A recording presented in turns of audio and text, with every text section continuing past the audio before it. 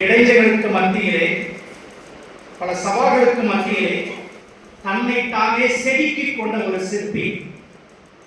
ஒரு கவிஞன் சொல்வான், வா பகையே வந்து என் நெஞ்சேறி மிதி, பூவாகவும் பிஞ்சாகவும் மரத்தை உடுப்பி கொட்டு, வேரை தரித்து மரத்தை பிடித்து, ஆயினும் ஒருபோதும் அடிபணியே என்பதை மட்டும் மறவாதே என்று ஒரு கவியை சொல்வான்.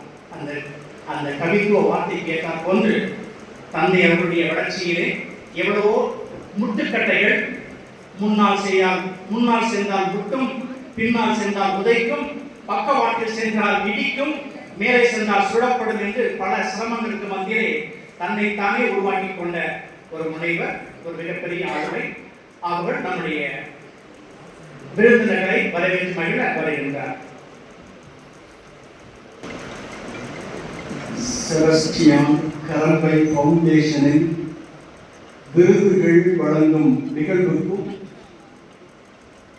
தந்தை அவர்கள் எழுதிய திரு அவையில் செங்கோன்மை என்ற நூல் வெளியீட்டு விழாவிற்கும் வருகை தந்திருக்கும் பெருந்தகையீர் மற்றும் நண்பர்கள் அனைவரையும் வரவேற்பதில் மகிழ்கின்றேன். நிலைமகள் சால உடைத்தெனினும் தானே தலைமகள் இல்வழியில். இந்த குறளுக்கு இவர்கள் 4 பேருமே பொழிப்புரை என்று சொல்ல வேண்டும். பெரிய படைபோல் மரபர் கூட்டம் இருந்தாலும் இப்படி போ அப்படி போ என்று சொல்வதற்கு சரியான தலைமை இல்லை என்றால் அது முறை இல்லை என்பதை சொல்வதுதான் அந்த குறள்.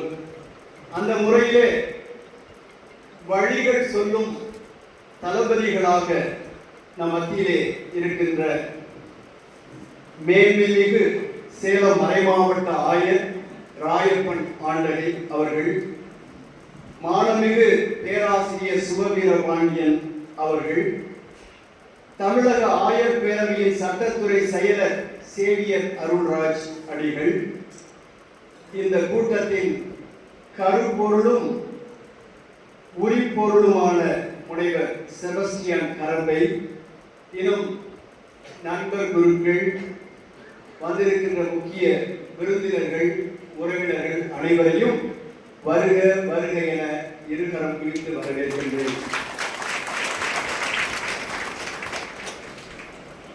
2ஆம் வத்திக்கான் சங்கத்தை கூட்டிய அப்போதைய போப் 23ஆம் அருளப்பர் இதனுடைய நோக்கம் என்ன என்று நிருபர்கள் கேட்டபோது அவருடைய அரண்மனையிலே ஒரு ஜன்னல் பக்கமாக அழைத்து, இதன் நோக்கத்தை கேட்கிறீர்களா என்று ஒரு ஜன்னலை திறந்து, இப்பொழுது என்ன உணர்கிறீர்கள்? காற்று புதிதாக வருகிறது, பார்வை புதிதாக காட்சிகள் தென்படுகிறது, அதுதான் இந்த சங்கத்தின் நோக்கம் என்று சொன்னார். ஒரு ஜன்னல் அல்ல, 4 ஜன்னல்கள். சமுதாய கொடியிலே 4 பேரும் வித்தியாசமான கண்ணோட்டம் கொண்டவர்கள், ஆனால் 4 ஜன்னல்கள் தான். புதிய காற்று, புதிய பார்வை நாம் பெறுவதற்கு உழைக்கின்ற ஒரு ஆளுமைகள். இவர்கள் கூறும் விளக்கங்களே எழுதப்படாத சட்டங்களாக அவரவர்கள் துறையிலே மாறுவதை நாம் பார்த்திருக்கின்றோம். என்ன விளக்கங்கள் கொடுக்கிறார்களோ அந்த விளக்கங்களே எழுதப்படாத சட்டங்கள். எப்படி திரு சுபவீரபாண்டியன் கொஞ்ச நாட்களுக்கு முன்னால் டிவியில் சொன்னார், ஜார்ஜ் வாஷிங்டன் 2 முறை பிரசிடண்டாக இருந்தார், அவர் நினைத்திருந்தால் 3ஆம் முறையும் பிரசிடண்டாக இருந்திருக்கலாம், ஆனால் நான் அப்படி கண்டினியூ பண்ணால் வேற ஆளே இல்லைன்னு ஆயிரும் என்று அவர் இறங்கி கொண்டார். அது சட்டமாகவே மாறிவிட்டது என்று நீங்கள் சொன்னீர்கள். அதே போல இவர்கள் நமது மதிப்புக்குரிய சேலம் ஆயர் is a வடக்கும் in the hands of the nuncio, in the hands of the bishops and in the hands of the Holy See. அவர் என்ன சொல்கிறார் என்று கேட்டு அவர்கள் நடவடிக்கை எடுக்கின்ற அளவிற்கு உயர்ந்த ஞானம் படைத்தவர். கேனன்லாவில் சுப்ரீம் கோர்ட் உச்சி குடுமி அல்ல, சுப்ரீம் கோர்ட் எங்களுக்கு கேத்தலிக் சர்ச்னா இது போல கரம்பை டாக்டர் சேலம் ஆயர் அவர்களை தான் நாங்கள் சொல்ல முடியும்.